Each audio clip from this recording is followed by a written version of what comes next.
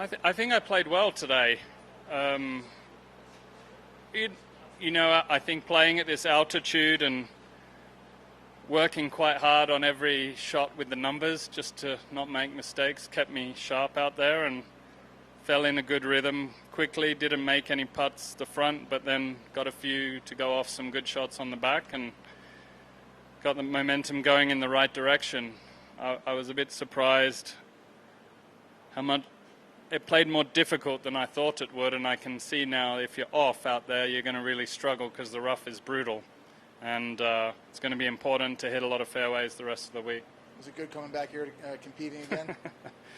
Yeah, look, I mean, I don't think I played particularly well 24 years ago here, but it was kind of the start of my career and my first ever PGA Tour start, and to think about, however many events it is that I've played now and been successful out here for a long time. It was inspiring at the time, and it's fun to come back to where it all began. What was the hardest thing for you with the altitude today, whether it was physical or more mental with the numbers? I think I did a good job really trusting the numbers that we worked out over the last couple of days in practice. Maybe I only got one wrong into 17, but it's going to happen. You're going to make a mistake or two, or just hit a good one and it just doesn't quite go the number you were hoping. But overall, if you keep making good swings, I think we've got it figured out well enough, and if I can keep trusting it, give myself enough chances to be around at the end of Sunday. So you mentioned your first PGA Tour event was at the International. Yeah. Any memories that stand out to you? You didn't play that well, but anything that kind of comes back to you all these years later? Well, I remember some of the holes. It's fairly unusual tour-type golf course with this kind of elevation change. The first hole, I mean, you just tee off straight down the mountain.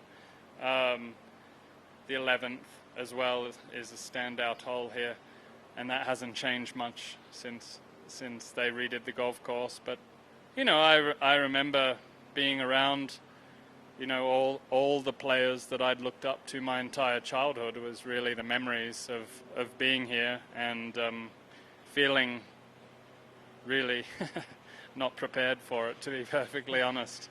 A bit overwhelming, and I think my scores probably reflected that. But it gave me inspiration to get better and work on my game and make sure I'm good enough to be out here. And I was grateful for the opportunity. Jack Nicklaus designed the original course, and he was part of these renovations over the last 8 years to bring back a PGA event. How do you think this course plays? What is it like in your mind, this course? Because he doesn't want to design courses that defeat golfers, but it challenges them.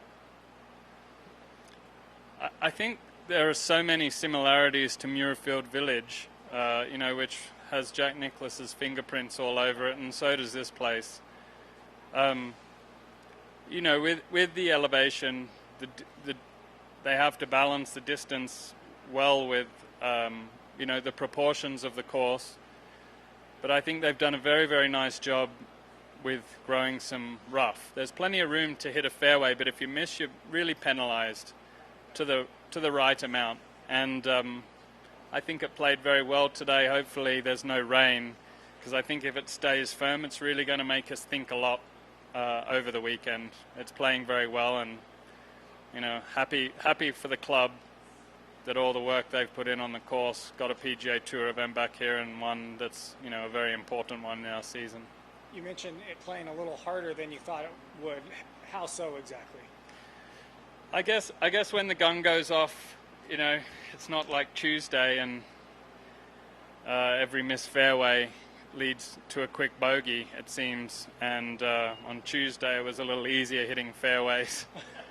And as soon as I missed one today, I was, starting to scramble.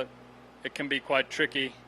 The rough is so thick, sometimes you can't advance it, sometimes you advance it not to the spot you want, and chipping out of this thick rough is a bit of a lottery as well. So you definitely want to kind of be in fairways and greens mode to make it, to give yourself enough opportunities to make birdie. Do you know where you stand in the FedEx and what you need to do? I'm 41, aren't I? 41. Do you know what you need to finish? Good. Yeah. I mean, I don't know. It moves around so much. I mean, I don't. Top 5 is kind of the goal, obviously. I mean, I think a top 5 would do it. So anything else, you never know. I feel like I've played on a bubble all year, and unless I'm running away by 6 shots on Sunday, I'm probably going to be on a bubble all week this week as well if I'm playing good. What was the highlight of today's round?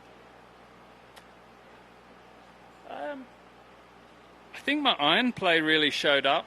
You know, felt really good. I had it on a good line. I mean, I did hook one on 16, but you know, it felt really solid. Like the ball was going where I was looking, which felt good, because even last week I was struggling approach to the green. Stats didn't look particularly good, and I wasn't very impressed with myself. So that was nice. For bubble players like yourself, I mean, is there a little freedom in that? I mean, obviously you want to get in that top 30, but just kind of like being like, all right, I can go out there and just... Well, yeah, I think I can play with some freedom this week. Of course, I want to make it to Atlanta, but making the top 50 is, you know, like kind of keeping your card in a top player group out here these days, and you know, that's going to set me up for a great year next year. So I'm excited about that, and I do feel like the pressure's a little bit off this week. I think the highlight was hitting at 430 down the 10th, by the way. Forget the iron play. Okay.